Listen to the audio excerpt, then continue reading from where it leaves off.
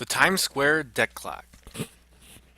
2 weeks ago in Midtown Manhattan, time stood still, literally, after the country's debt surpassed $10 trillion. The marquee sized debt clock in Times Square, which has kept a running tally of the U.S. national debt for nearly 20 years, ran out of digits.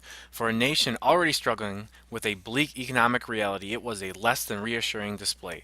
Several news organizations quipped about such a literal sign of the times, while the satirical newspaper The Onion offered its own brand of gallows humor. If everyone just donated $1, we would have enough money to buy a new clock. Luckily, citizens won't have to pitch in. New York real estate firm, the Durst Organization, which owns and operates the clock, plans to install an updated model sometime next year that can display a quadrillion dollars. In the meantime, the company has hacked the current display to provide a temporary solution, replacing the dollar sign at the front of the number with an extra digit.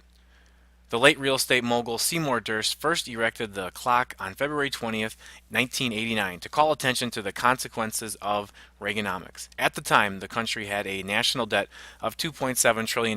The original 25-foot wide, 1,500 pound, 306 bulb sign cost more than $120,000 to create and install. It now costs more than $500 a month to operate and maintain the light bulbs. Durst told reporters he had no plans to ever remove the clock. It'll be up as long as the debt or the city lasts, he said, adding, if it bothers people, then it's working.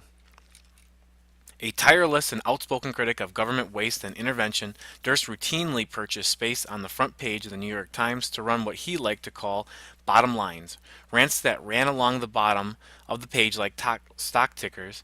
His haiku-esque May 26, 1991 message, the federal debt soaring, national economy shrinking, soon the twain shall meet. In 1980, before technology could support a debt clock, he mailed handwritten holiday cards to dozens of congressmen that read, Happy New Year, your share of the national debt is $35,000.